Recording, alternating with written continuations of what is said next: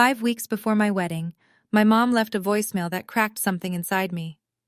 "Honey, we can't make it. Todd's yacht party is the same day. You understand, right?" I'm Camille, 31, biomedical engineer. The kind of daughter who got straight A's and still couldn't get a framed photo on the living room wall. My family had always treated me like a background extra in someone else's highlight reel. My sister Brianna got the spotlight, the praise, the first-row seats. I got leftovers and silence. So when they chose a yacht over watching me walk down the aisle, I didn't scream. I didn't beg. I put on my grandmother's veil, and I married the man they'd laughed at. They had no idea who he actually was. But 4 million television viewers were about to find out. I grew up in Millbrook, North Carolina, one of those towns where everybody knows your lawn and your business. My father, Glenn Ashford, owned an insurance agency on Main Street. My mother, Judith, considered herself the social backbone of the Millbrook Country Club, which really meant she organized the annual golf brunch and never let anyone forget it. Then there was Brianna, 3 years older, homecoming queen, knew how to work a room before she could drive. She'd walk into Sunday brunch and every head turned. My mother would beam like she'd personally sculpted her. Me? I liked math. I liked silence. I liked the biology lab at school where things made sense and nobody graded you on your smile. I got straight A's every semester. The night I brought home my first perfect report card, my father glanced at it, nodded, and said, "Good. But you should learn to talk to people like your sister does." I was 12. My mother decorated the living room with framed photos, a shrine to the Ashford family's best angles. I counted once, 11 photos of Brianna, solo shots, pageant shots, prom shots, 2 of me. Both were family group photos where I happened to be standing in the frame. I told myself it was just aesthetics. Brianna photographed better, that was all. Then Brianna got engaged to Todd Kensington, son of a local real estate family, visible money, big smile, firm handshake. My mother redecorated the living room wall the week the engagement photos arrived. My 2 group photos came down. Brianna's engagement portraits went up. I stood in that living room during Thanksgiving, scanning every frame. Not a single one had my face in it anymore. I didn't say anything. I'd learned early. In my family, silence wasn't peace. It was a ranking. The pattern wasn't subtle. It was just quiet enough that I could pretend it wasn't there. Until it was impossible to pretend anymore. I finished my master's in biomedical engineering at Duke. 2 years of late nights, caffeine-stained notebooks, and a thesis on cardiac valve modeling that my advisor called exceptional.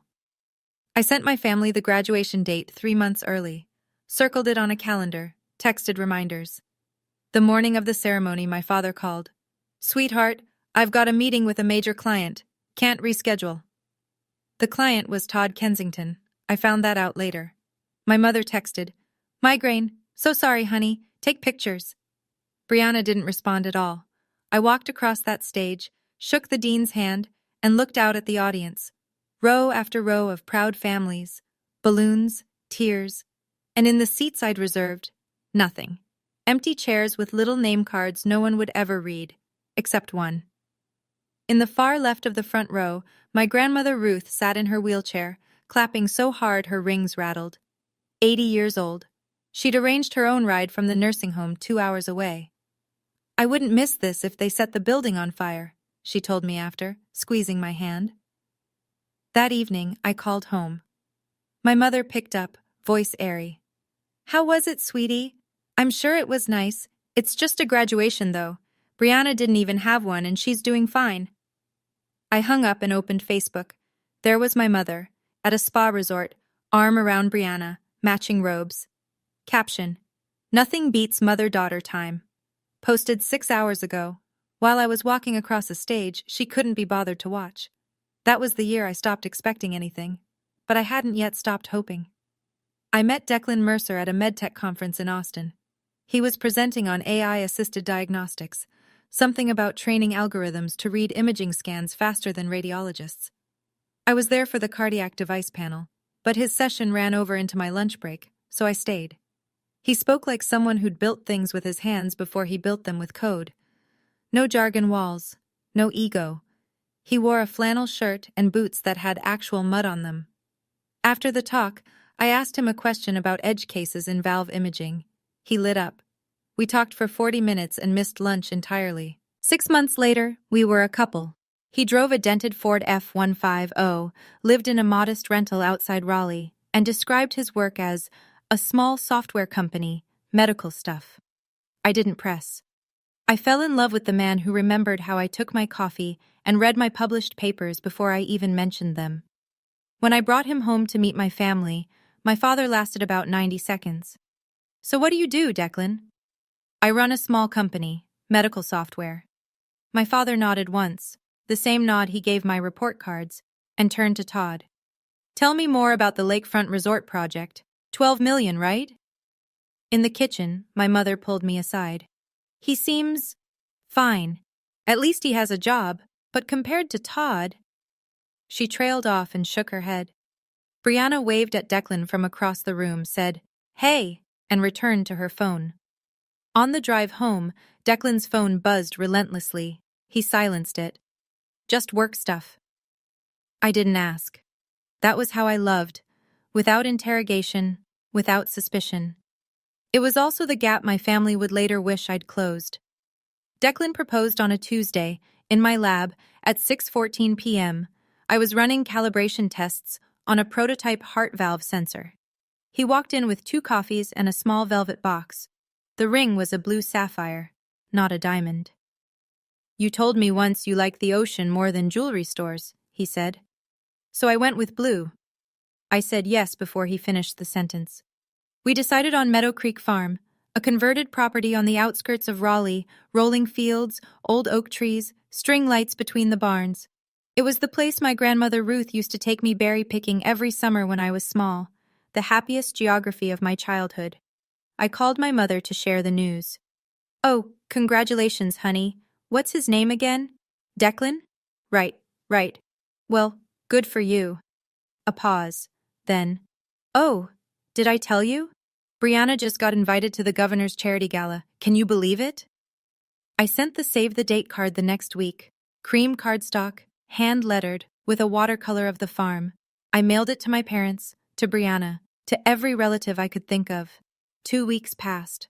No reply.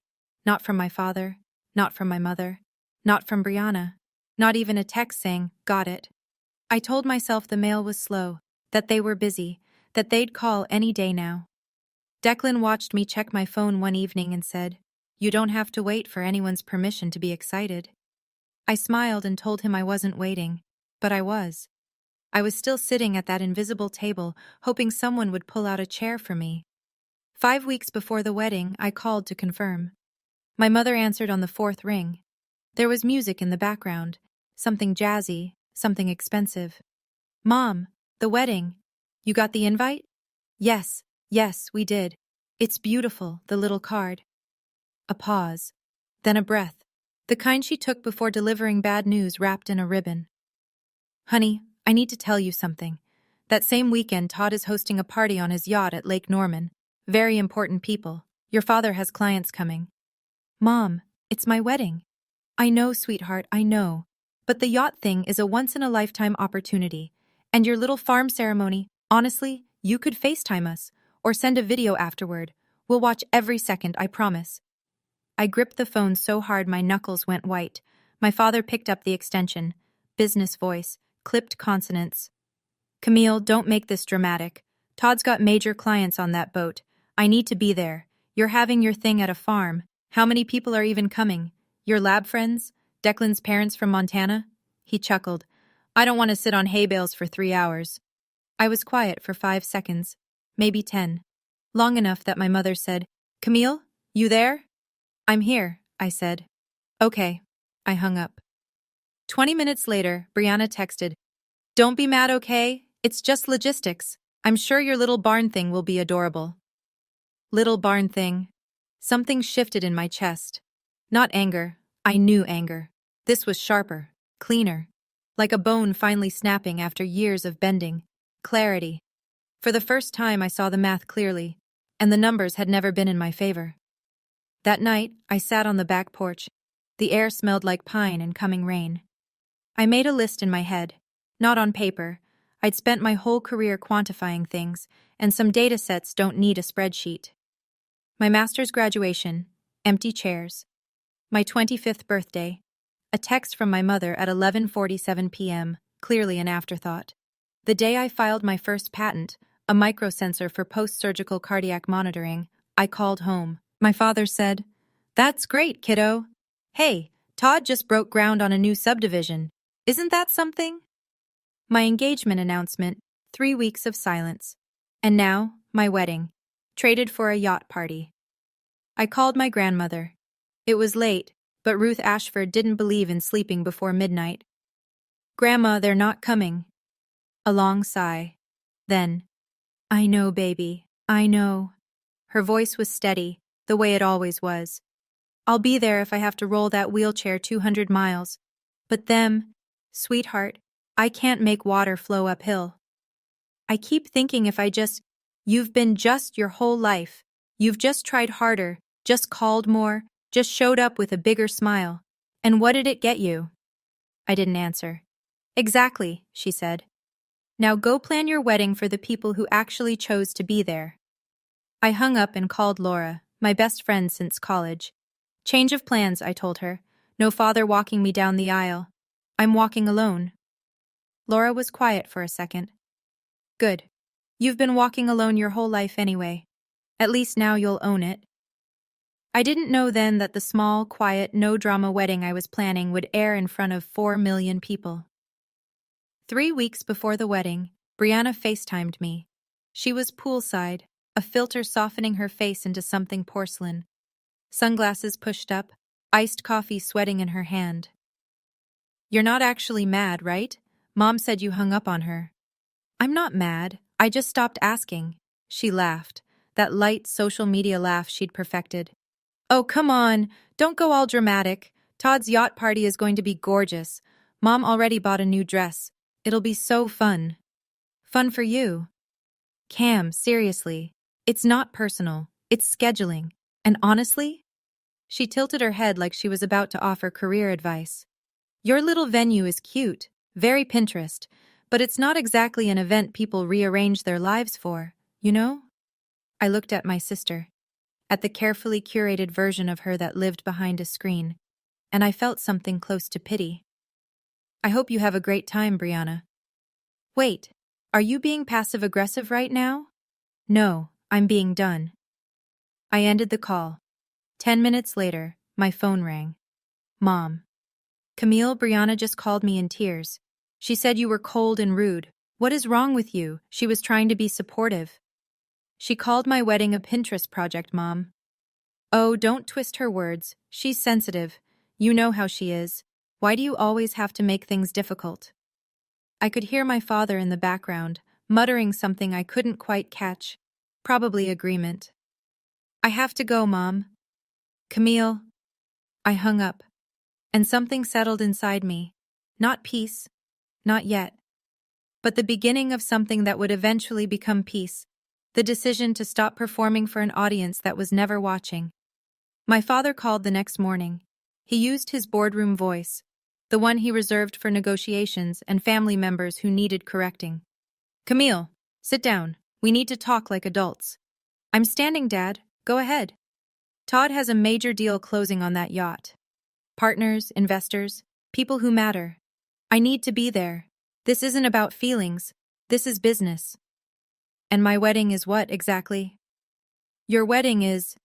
He paused, recalibrating. "Look, I love you. You know that. But let's be realistic. You're having it at a farm. Who's coming? Lab coworkers? Declan's folks from Montana?" He said Montana the way people say bargain bin. 85 people who actually want to be there. I'm not going to sit on a folding chair in a field for 3 hours when I could be securing our family's future on Todd's boat. "Our family's future," I repeated. "You mean your client list." "Don't be sensitive, Camille." There it was, the word they all used. Sensitive. As if noticing you're being discarded is a character flaw. "Dad, I'm going to say this once. You're choosing a business dinner over your daughter's wedding. You don't need my permission for that, but you also don't get to call it love." Silence. The kind that hums. "You've always been difficult," he said quietly. Then he hung up. I stood in my kitchen, phone still warm in my hand. Through the window, the afternoon sun was catching the tops of the pines, turning them gold. That was the last time I heard my father's voice before the wedding. The next time he called, his tone would be completely different. But that was still days away, and a version of me that didn't exist yet. That night, I sat on the bedroom floor with a photo album I hadn't opened in years. There was one picture I kept coming back to, all four of us at the beach when I was 8. My father's arm around my shoulder, my mother laughing, Brianna building something in the sand, and me, gap-toothed, sunburned, grinning so wide it hurt, convinced I was the luckiest kid alive. The family in that photograph never existed. Or maybe it did, briefly, before the math of who was useful and who was ornamental took over. I cried. Not about the wedding. About the understanding that I'd spent 23 years trying to earn a seat at a table that was never set for me. Declan found me there. He didn't say anything at first, just sat down on the floor beside me, back against the bed frame, and waited. After a while, "You don't need them there to know you're worth showing up for." "I know. But it still hurts." "Yeah." He put his arm around me, and I leaned into him. Into the one person who'd never asked me to be anything other than exactly this. A woman sitting on a floor, crying over a family photo that was more fiction than memory. Then he said, "There's something I need to tell you. About the wedding. About the company. Some things I haven't—" I shook my head. "Tomorrow. Whatever it is, tell me tomorrow. Tonight I just want to sit here."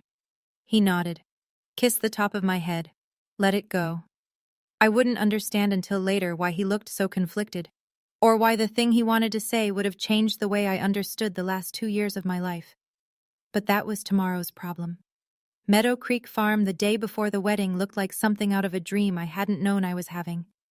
Fairy lights strung between the old oak trees, wildflowers in mason jars on long wooden tables, a hand-carved archway where the ceremony would happen, built by Declan's father, a carpenter from Montana who'd driven 2 days to deliver it personally. 85 guests confirmed. Friends, colleagues, Declan's parents, quiet, kind people who hugged me like I'd always been their daughter. His mother pressed a hand to my cheek and said, "He's never been this happy. Thank you for that." My grandmother arrived mid-afternoon. A medical transport van, a wheelchair, and Ruth Ashford, 83 years old, spine like a general's, holding a garment bag across her lap. "Open it," she said. Inside, a lace veil, yellowed with time. Her wedding veil from 60 years ago. "Wear this. Only heirloom worth a damn in this family," she winked. "Back when I was prettier than Audrey Hepburn." I laughed and cried at the same time. Around 5 o'clock, Marcus Reeves, Declan's business partner and best man, pulled me aside near the caterer's tent. "Camera crew's all set up," Declan confirmed. I blinked. "Camera crew?" "For the company thing. Internal footage." He smiled, easy and practiced. I looked across the field. 3 cameras, professional rigs, boom mics, a woman with a clipboard directing angles. One of the crew wore a jacket with a small embroidered logo I couldn't read from that distance. "Declan said his company likes to document stuff," I told Marcus. "Marketing content or whatever." Marcus nodded a little too quickly. "Yeah, exactly. Marketing." At the time, I thought the cameras were the smallest detail of my wedding. I was wrong about that. The morning of the wedding, I woke at dawn and walked the grounds alone. The mist hadn't burned off yet. The farm looked silver and quiet, like the world was holding its breath. I was barefoot in the grass, trying to memorize how this felt, this fragile, impossible calm, when I noticed the cars. 2 black SUVs parked at the far edge of the property, near the service entrance. Tinted windows. Drivers in dark suits leaning against the hoods, scrolling their phones. I found Marcus by the coffee station. "Who are those people? The SUVs?" He glanced over, unbothered. "Some of Declan's old colleagues, don't worry about it." "They look like they're guarding a senator." Marcus laughed. "Tech people dress weird. You know that." By mid-morning, guests were arriving. A slow, cheerful stream of people carrying gift bags and wearing their Sunday best. But scattered among them, I noticed faces that didn't fit. A silver-haired woman in a silk blazer. A man with a watch that caught the light from 50 feet away. They moved with a particular kind of ease, the kind that comes from being accustomed to rooms where everyone else is nervous. Declan introduced me to the woman. "Camille, this is Margaret. She was my mentor when I was first starting out." Margaret shook my hand warmly. "He's told me everything about you. The cardiac sensor work. Brilliant." I thanked her. I didn't ask what she did. That was how I operated. I took people at face value and didn't mind them for resumes. After I walked away, Margaret turned to Marcus. I didn't hear it then. Marcus told me later. "She really doesn't know?" Marcus shook his head. "That's exactly why he chose her." Laura cornered me in the bridal suite while I was having my hair pinned. "Okay, I need to ask you something." She closed the door, lowered her voice. "The camera guys out there, the ones Declan said were for internal company footage? Yeah? Cam, they have boom mics, a drone, grade A cinema cameras. One of them is wearing a badge." She pulled up a photo on her phone, zoomed in. The badge had a logo. Clean, corporate, recognizable. Nexus TV. Nexus TV, the national network. Not a marketing team. "Maybe they hire freelancers from there," I said. "Media people float between gigs." Laura stared at me. "You're literally a scientist. Where's your curiosity?" "Getting married in 4 hours. Ask me tomorrow." She threw her hands up and went to check on the flower arrangements. I sat in front of the mirror, veil draped over my shoulders, grandmother's lace against my collarbones, and told myself it didn't matter. Declan's company filmed things. Tech startups were dramatic like that. I didn't need to understand every detail of his work life on our wedding day. Meanwhile, outside, I later learned the documentary director was standing behind the barn, talking to his lead cameraman. Episode airs at 9 tonight. Live highlights go to social by morning. A tech CEO getting married at a farm. This is gold. He adjusted his earpiece. "Make sure you get the processional from 2 angles. The network wants emotion." 200 miles south, on the shore of Lake Norman, a yacht was being prepped with champagne towers and string quartets. My parents were ironing outfits. My sister was choosing earrings. None of us knew that in 6 hours, both events would collide on the same screen. I know what some of you are thinking. "Camille, why didn't you just tell your parents straight out?" I did. Dozens of times. In different words, different tones, different years. But there comes a moment when you realize you can't convince someone to love you the way you deserve. If this story is hitting something real for you, if you've ever been the invisible one at your own family's table, hit that like button. Not for me. So the algorithm puts this in front of the right person, someone who needs to hear it. Now, back to the wedding. At 4:30 in the afternoon, 2 very different scenes were unfolding 200 miles apart. On Lake Norman, Todd Kensington's yacht slid away from the dock. 60 guests, crystal glassware, a string quartet playing Sinatra. My father shook hands with investors in a new navy blazer, grinning like he'd just closed the deal of his life. My mother sipped Veuve Clicquot and posted an Instagram story. A slow pan across the lake, golden light on water, captioned, "Best night ever." The timestamp, 4:32 p.m. At Meadow Creek Farm, I stood at the end of a gravel path lined with wildflowers. 85 people in wooden chairs, string lights beginning to glow in the fading sun. My grandmother in the front row, veil in her lap, mouthing "go." No father beside me, no arm to hold. I adjusted my grandmother's lace veil, took a breath, and stepped forward. 1 foot, then the next. Gravel under my shoes, faces turning, friends standing, Laura pressing her hand to her mouth. And at the end of the aisle, Declan, in a simple gray suit, watching me with an expression I'd never seen from anyone. Not admiration, not awe, recognition, like he was seeing someone he'd known for longer than one lifetime. I walked alone, and for the first time, it didn't feel like absence. It felt like arrival. Behind me, 3 cameras tracked every step. A drone hummed somewhere above the oak trees. The crew worked in silence, capturing the kind of footage that doesn't need narration. On the yacht, my father was telling an investor, "My older daughter married Todd Kensington. You know Todd? The lakefront project? Nobody asked about the younger daughter. Nobody ever did. I found out what they said later, secondhand. The kind of details that arrive like shrapnel weeks after the explosion. On the yacht, somewhere between the second champagne course and dessert, a woman in pearl earrings turned to my mother. "Judith, didn't I hear your younger daughter is getting married today?" My mother set down her glass, smoothed her dress, smiled the smile she reserved for questions she hadn't prepared for. "Oh yes, Camille wanted something rustic. A farm, somewhere outside Raleigh." She flicked her wrist. "We tried to talk her into something nicer, but she's stubborn." "And you're here instead?" "We had prior commitments. Anyway, she's marrying some IT fellow.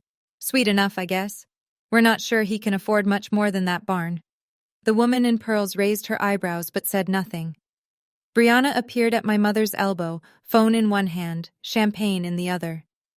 "Camille's fine, Mom. She's used to doing things solo. She actually prefers it. It's like her whole personality." She laughed lightly, performatively. My father stood 3 feet away, drink in hand, nodding, not defending, not correcting, just existing in the same gravitational field as Todd's money, orbiting it like a man who'd forgotten he had a second daughter getting married at that very moment. Todd leaned over to a colleague. "My father-in-law's a great guy, best insurance portfolio in the region." Glenn smiled like he'd been given a medal. I was putting on my grandmother's veil in a candlelit barn, checking my lipstick in a handheld mirror, Laura squeezing my hand so hard I thought she'd break it. They were clinking glasses on a yacht. And somewhere between those two scenes, a television network was preparing to air everything. The ceremony was simple. That was the point. No 12-piece orchestra, no choreographed entrance. Just the two of us under an oak tree, surrounded by people who chose to be there. Declan held my hands and spoke without notes. "I don't have a big speech. You're a scientist. You like data. So here's my data. Every single day with you is better than the one before. That's the best trend line I've ever seen." The audience laughed. I laughed. And then I cried. Not the pretty kind, the real kind. The kind where your mascara gives up. "Did you just use trend line in your wedding vows?" I said. "Statistically significant emotional commitment," he said. More laughter. His mother wiped her eyes. His father put an arm around her. I kept my vows short too. "I don't need you to save me. I just need you to stay." He whispered back. "Staying is easy when you're the view." The officiant pronounced us married. We kissed. The crowd stood. My grandmother banged her wheelchair armrest and shouted, "Finally!" The cameras caught all of it, every angle, every tear. The drone circled overhead like a slow-motion witness. And in the middle of it, a detail that only I saw, 4 chairs in the second row, family section, wrapped in ivory ribbon. Empty. I looked at them once. Only once. Then I turned away. Those chairs would stay empty for the rest of the night. And I decided, standing there in my grandmother's veil with my husband's hand in mine, that this was the happiest moment of my life. I was not going to let 4 empty chairs define it. Not anymore. Not ever again. The reception spilled across the farm like something from a painting. Lanterns in the trees, music floating over the grass, people dancing on a wooden platform Declan's father had built the day before. My grandmother slow danced in her wheelchair. I held her hands and swayed while she hummed something old and beautiful that she couldn't quite remember the name of. Marcus stood up to give his best man speech. He loosened his tie, held up his glass and said, "I've known Declan for 15 years. I watched him build a company that's changing medicine. But he told me once, and he'll kill me for repeating this, that his greatest achievement was convincing Camille to go on a second date." Laughter. Applause. Declan shook his head, grinning. Then I caught something. A flicker. Declan glanced at his watch. 8:47 p.m. His jaw tightened. He looked at Marcus. Marcus gave a small nod. Something was happening that I didn't understand yet. Declan leaned in close, his lips near my ear, voice just below the music. "I need to tell you something." "Now?" "The documentary. The camera crew. It's Nexus TV, the actual network. They've been following me for 6 months. The episode airs tonight, at 9. I pulled back, looked at the cameras, the logo on the jacket. Nexus TV. Laura had been right. Declan, why is a national network filming your... Because the company isn't small, Camille. His eyes were steady, but his hands were shaking. There are some things about Mercergenics I should have told you sooner. About the scale. My mouth opened, closed. The clock on my phone read 8:52, 8 minutes until airtime. And 200 miles away, on a yacht on Lake Norman, someone was about to change the channel. He pulled me to the porch at the edge of the property, away from the music, away from the cameras. The air smelled like honeysuckle and cedar. Mercergenics isn't a small company, he said. We're going public next week. The current valuation is roughly $5 billion. I hold 38%. The number hung between us like a held breath. 5 billion. Yes. I stared at him. The flannel shirts, the dented truck, the rental house with the leaky faucet he fixed himself. The way he once spent 30 minutes comparing prices on paper towels at Costco. You drive a Ford F-150, I said, because apparently that was the detail my brain chose to process first. I like the truck. Declan, 5 billion. I know. You told me you had a small software company. I know that too. He ran a hand through his hair. I didn't lie to protect myself. I lied, or I omitted, because you were the first person in my life who never looked me up, never Googled me, never asked about numbers. You asked me about valve algorithms and whether I'd read your paper on stent degradation. You saw me, the actual me. He paused. I was terrified that if you knew, it would change the one thing I can't afford to lose. I stood there, wind catching my veil, the faint sound of people dancing behind us. So the cameras, Nexus TV, a documentary special, The Quiet Billionaire. It airs in, he checked his watch, 6 minutes. And the whole country is going to watch our wedding? The farm, the vows, all of it. I closed my eyes, opened them. I married you for free, Declan. That hasn't changed. He exhaled like he'd been holding his breath for 2 years. 9 o'clock. Across the country, televisions tuned to Nexus TV lit up with a title card, The Quiet Billionaire, Inside Mercergenics. The opening shot, a man in a flannel shirt walking through a glass-walled lab. Voiceover. Declan Mercer, founder of Mercergenics, a medical AI company valued at $5 billion, is one of America's wealthiest and least-known entrepreneurs. Then the cut, a farm at golden hour, string lights, wildflowers, a woman in a lace veil walking down a gravel aisle alone. Today, Mercer married biomedical engineer Camille Ashford at a small farm outside Raleigh, North Carolina. No press, no entourage, just family and close friends. On the yacht at Lake Norman, the bar television was tuned to Nexus TV, background noise. Nobody was watching, until someone was. A woman near the bar tilted her head at the screen, squinted, tapped her husband's arm. Hold on, is that Declan Mercer, the tech guy? They just said 5 billion. Todd turned, then froze. On screen, Declan standing at the altar, a close-up of his face as the bride approached. The narrator listed his net worth, his company, his portfolio. And then the bride filled the screen. A gasp traveled through the yacht like a current. My mother was mid-sentence when someone grabbed her arm and pointed. She looked up, saw me, in my grandmother's veil, walking alone, on national television. Her champagne glass trembled. My father pushed through the small crowd. He stood in front of the screen, jaw slack, reading the chyron. Declan Mercer, CEO, Mercergenics, $5 billion valuation. He did the math. I know he did.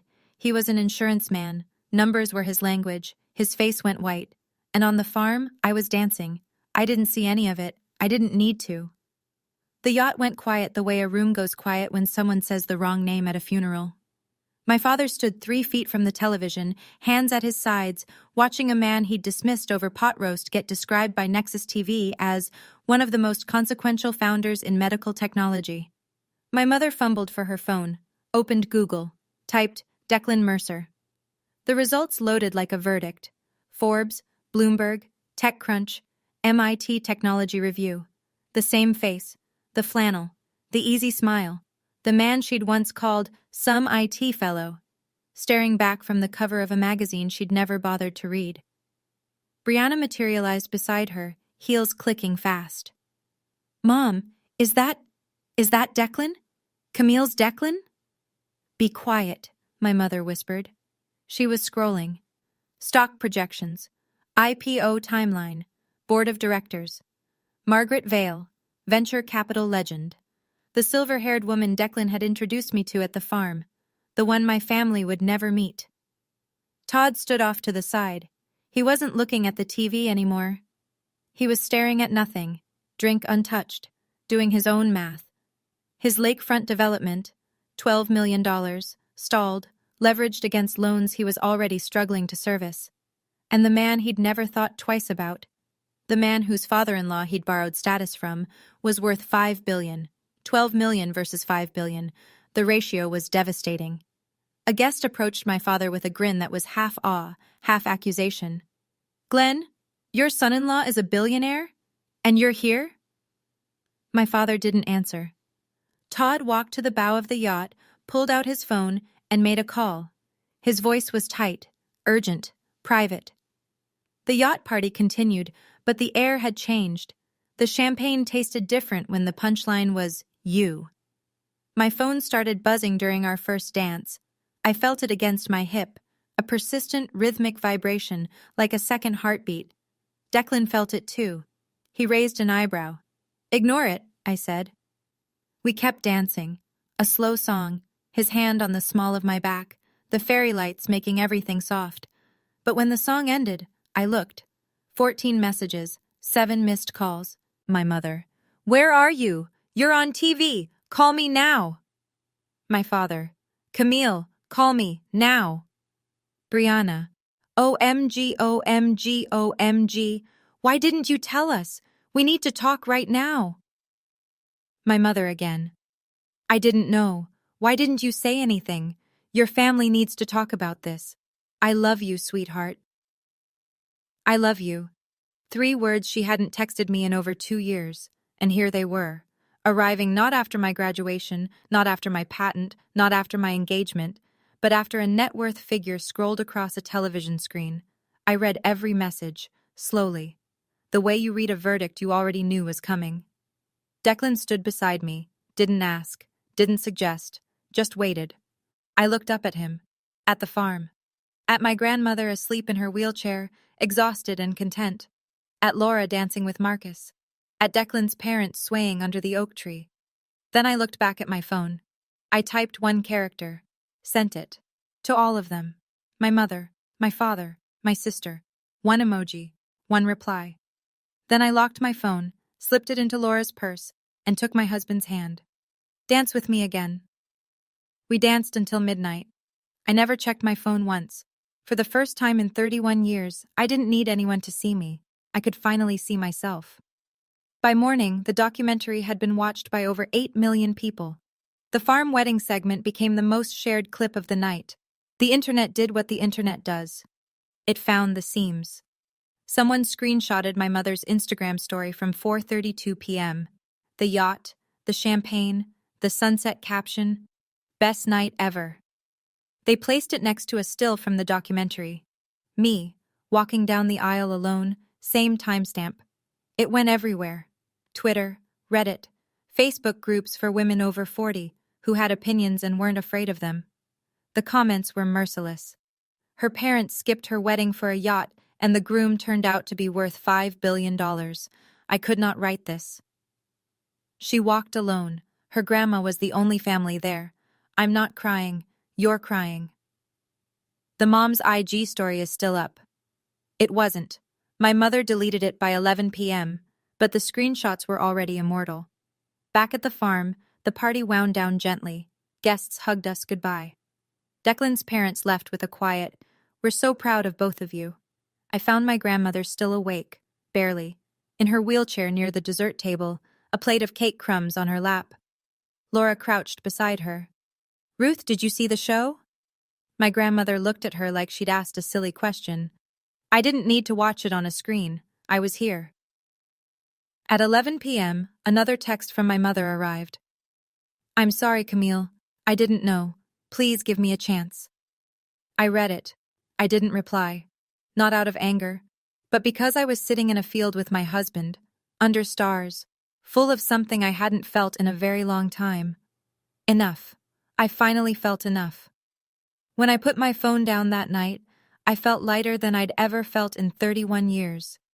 If this story is making you think of someone, a mother, a sister, a family member who made you feel like you were never quite enough, subscribe to this channel, because I believe real stories have power. And the next part, when my parents actually showed up at my front door, is something you'll want to hear. We're almost there. Stay with me. 1 week after the wedding, the doorbell rang.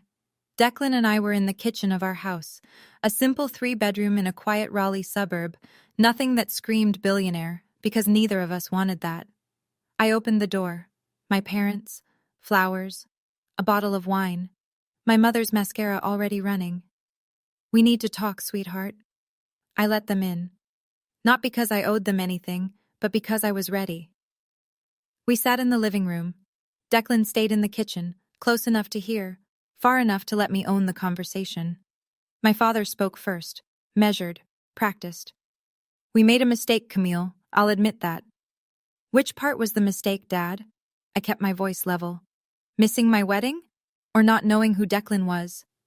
The silence that followed was surgical. My mother jumped in. "We didn't know he was. We had no idea about the company, the money."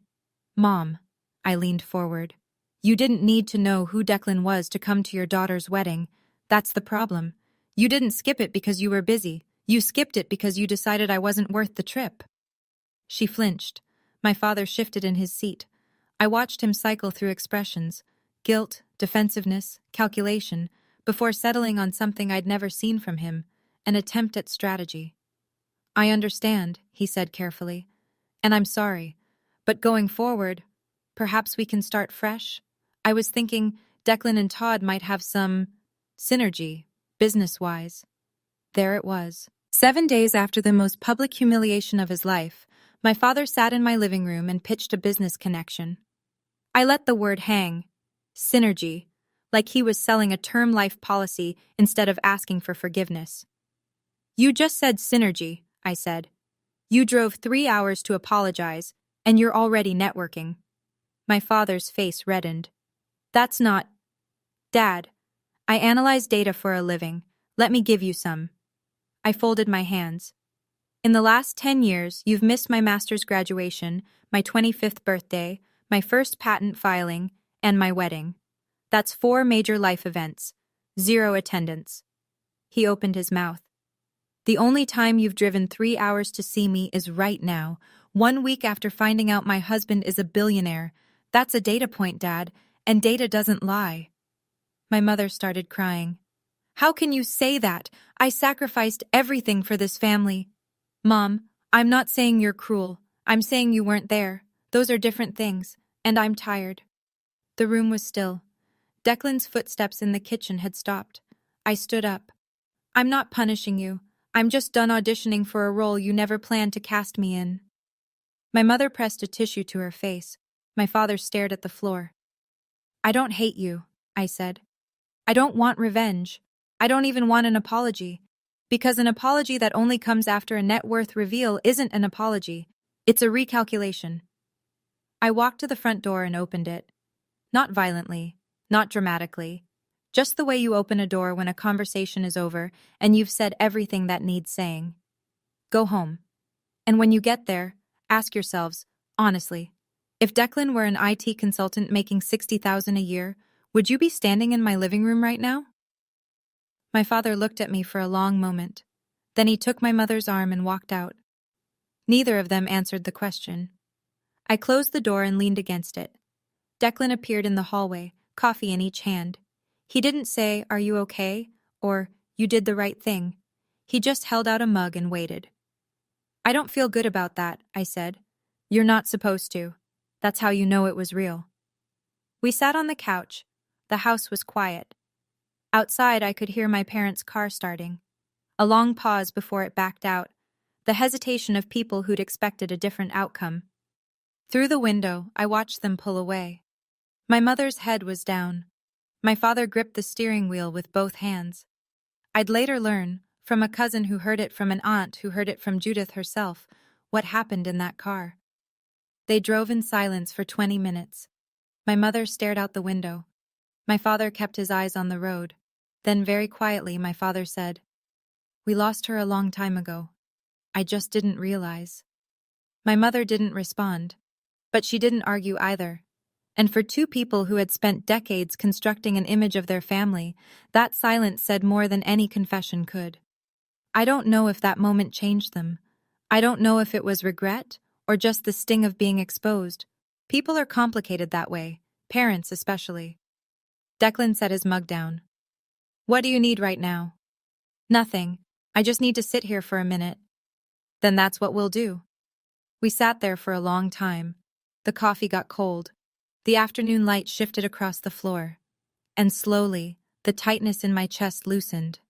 Not into happiness, not yet, but into something more valuable. Space. Room to breathe without performing. In Millbrook, the fallout was measured in whispers and empty chairs. At the country club, my father's usual table in the dining room felt different. The handshakes were shorter, the conversations thinner. People who'd spent years listening to Glenn Ashford talk about Todd's developments and Brianna's social calendar now had a new question, and they weren't shy about it. "So your son-in-law is Declan Mercer, the Declan Mercer, and you were on a yacht that night?" My father had no answer for that. He'd spent 30 years selling confidence. Now the product was defective and everyone could see it. 2 insurance clients pulled their portfolios within a month, not because of the wedding directly, but because, as one of them reportedly told a mutual friend, "If Glenn can't read his own son-in-law's worth, how's he reading my risk profile?" My mother quietly deleted every social media post from the yacht, but the internet had already archived them. A local blog ran a piece titled, "Millbrook Mom's Yacht Night, When a $5 billion Wedding is the Party You Don't Attend." She stopped going to the club for 3 weeks. Then Brianna called. Not to apologize, she was crying. Todd filed for bankruptcy, the lakefront project collapsed, the bank's calling in loans, everyone's comparing him to Declan online and he can't. Her voice cracked. "Can you ask Declan to help? An investment? A loan? Anything?" I sat with that for a moment. The sister who called my wedding a little barn thing was now asking the barn groom for a bailout. "That's between Todd and his accountant Brianna, not me. You can't just, you have access to..." "I have access to my own life. That's all I ever wanted." She hung up. I didn't call back. The math had finally changed. 3 weeks later, Mercergenics went public. The stock surged 40% on the first day. Financial networks ran the ticker like a scoreboard.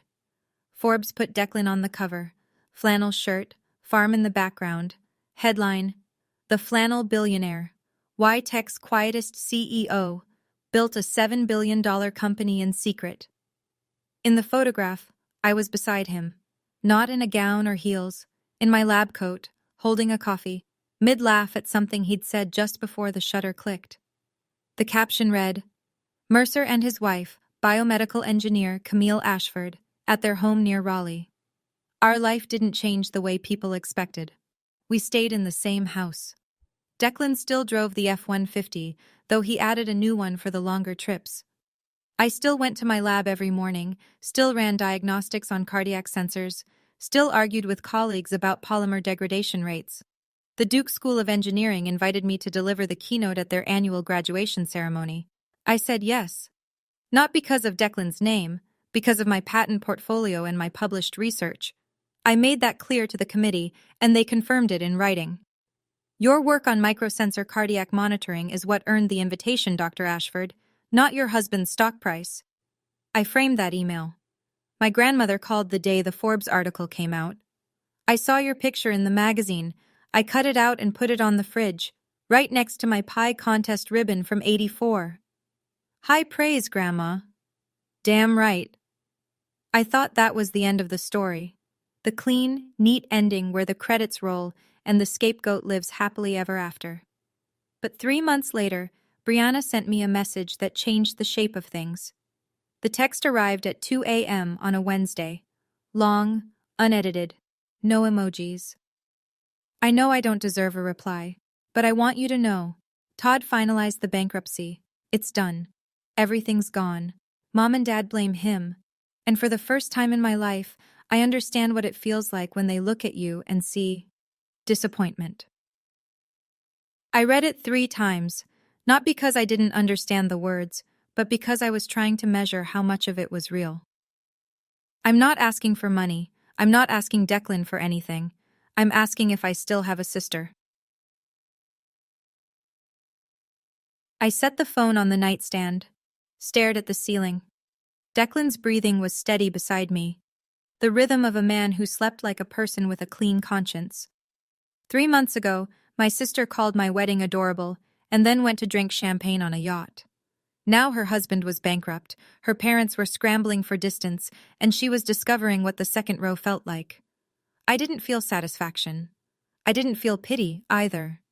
I felt something between the two, a hollow, complicated ache for the sister I'd wanted her to be and the one she actually was. I typed back, "I'm sorry about Todd. I mean that. If you want to talk, really talk, not ask for anything, you can call me." Not forgiveness. Not a door flung open. Just a crack. And I held the key.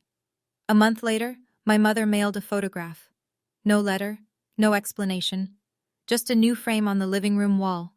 Me in my wedding dress, under the oak tree, veil catching the light. On the back, in her handwriting, "Should have been up years ago." I didn't reply. But I didn't throw it away either. 6 months after the wedding.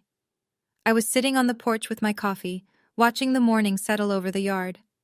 The azaleas were blooming. A cardinal landed on the fence post and stayed there, bright and unbothered, like it had all the time in the world. I didn't hate my parents. Hate takes energy, and I'd spent too many years pouring energy into people who treated it like tap water, abundant, unnoticed, free. I simply stopped accepting a relationship where I had to pass a test to be loved. My new rules were simple. I answered when I felt like answering. I visited when I was ready, not when I was summoned. I didn't explain myself. And I didn't apologize for building a life that made me happy without their approval.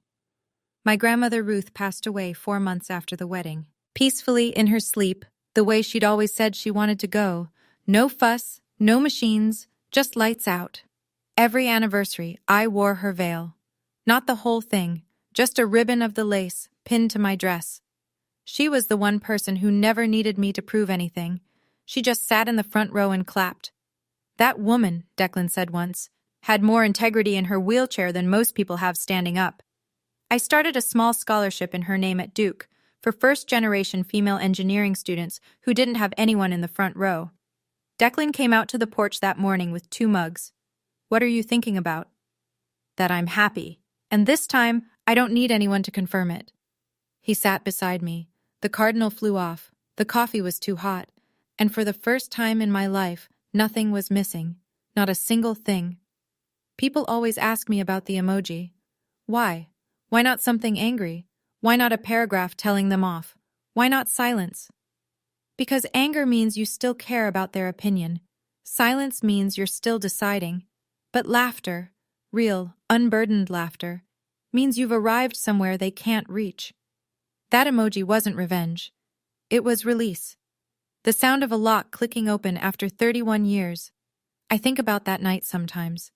The fairy lights, the veil, the 4 empty chairs wrapped in ribbon that no one came to fill.